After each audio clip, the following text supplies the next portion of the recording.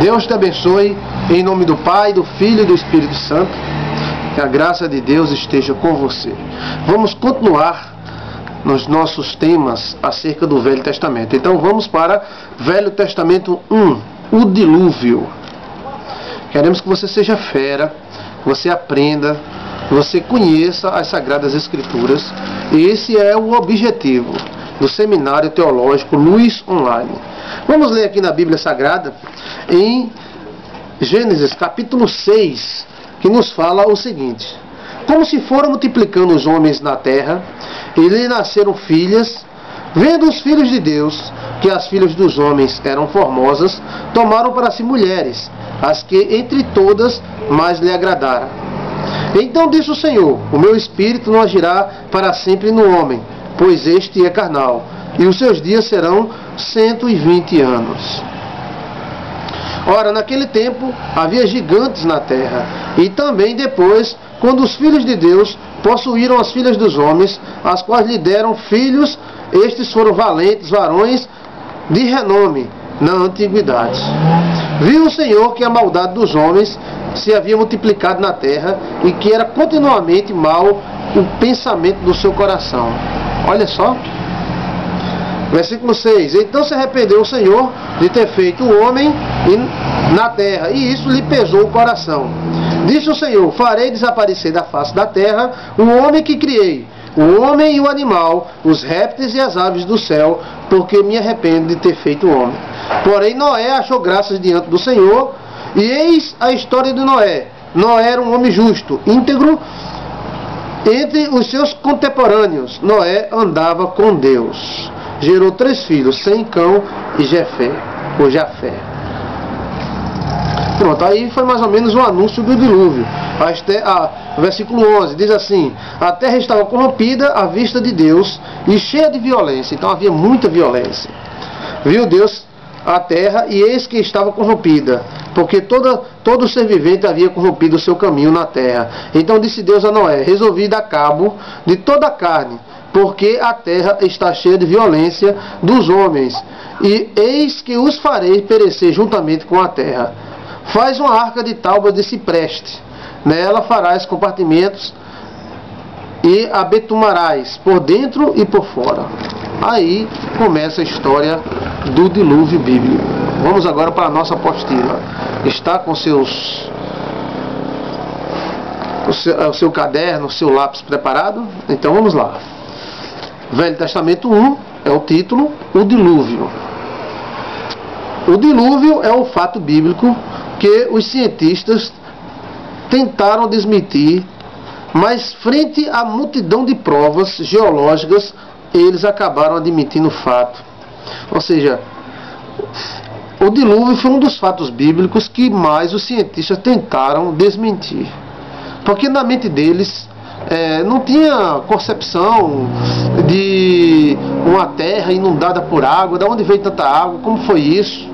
Mas mediante inúmeras provas existentes, provas geológicas, fósseis, então eles acabaram admitindo a existência de um dilúvio.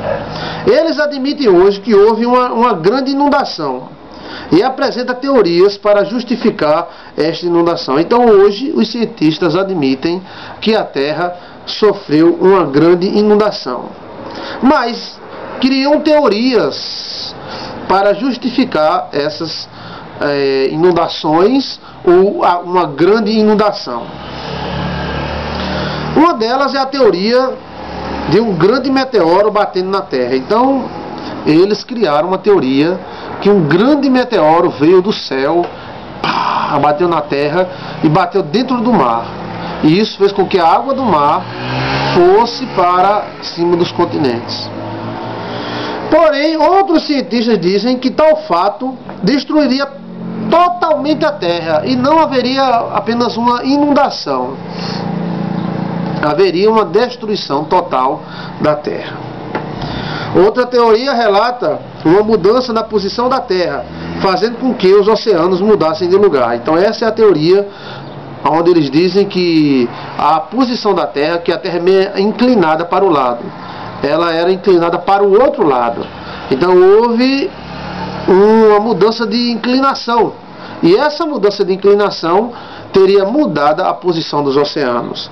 Todas essas teorias tentam provar agora a grande inundação. Porém, a Bíblia já fala há muito tempo, e os cientistas do passado odiavam essa ideia do dilúvio, diziam que era coisa patética, coisa que não se poderia provar. Só que os fósseis provam que houve uma inundação. Os fósseis hoje provam que existiu uma inundação. O importante são as provas, ou seja, peixes fossilizados em altas montanhas, nos sertões e nos desertos do planeta Terra. Então existem fósseis em montanhas, fósseis de peixes de alto mar, peixes que só existiam no alto mar.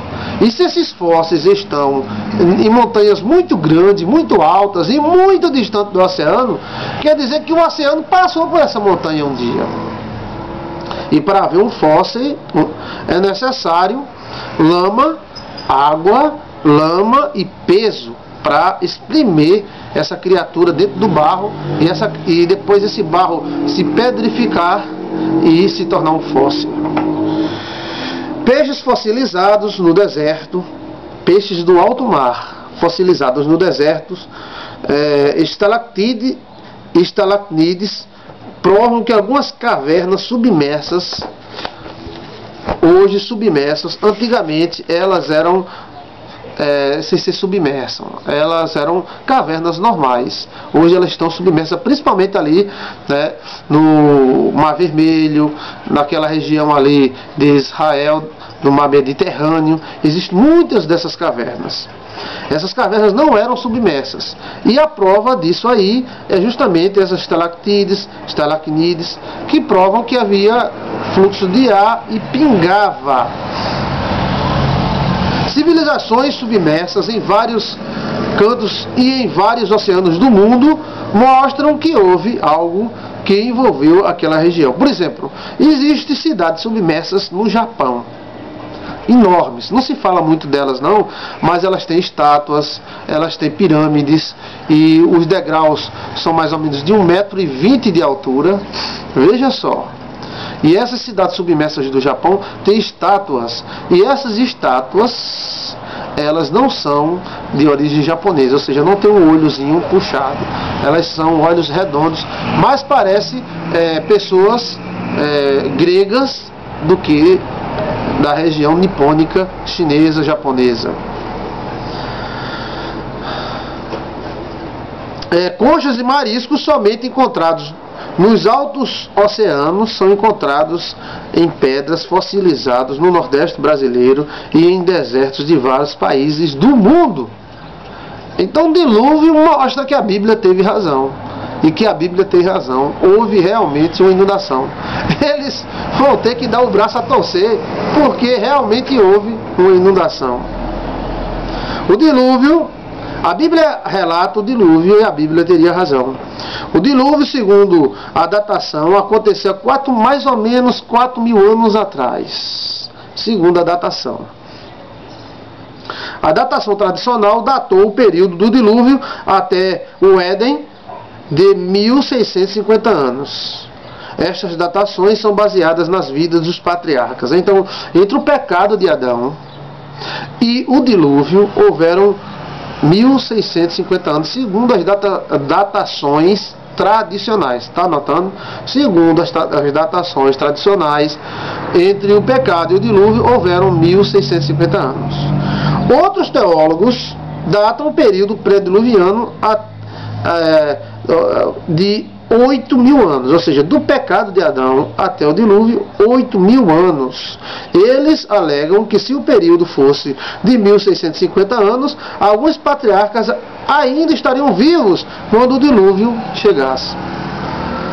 Tem razão. Eu fico com essa segunda opção, mas você, como aluno e seminarista, você está livre para escolher a datação de 1.650 anos ou a datação de 8.000 anos, sabendo que o Brasil apenas tem 500 anos de história de colonização. E quantos brasileiros já nasceram, né? Vamos pensar que o Brasil tem apenas 500 anos, tem aqui na apostila. Veja, Quantos brasileiros nasceram nesse período de 500 anos? Então 1650 anos seria um período muito grande. Porém, 8.000 anos nos daria margem para as grandes construções que são consideradas construções pré-diluvianas que são encontradas. Muitos acham que essas construções encontradas são de períodos pré-diluvianos, períodos antes do dilúvio, e essa datação de 8.000 anos daria margem para essas grandes civilizações existirem. A história das civilizações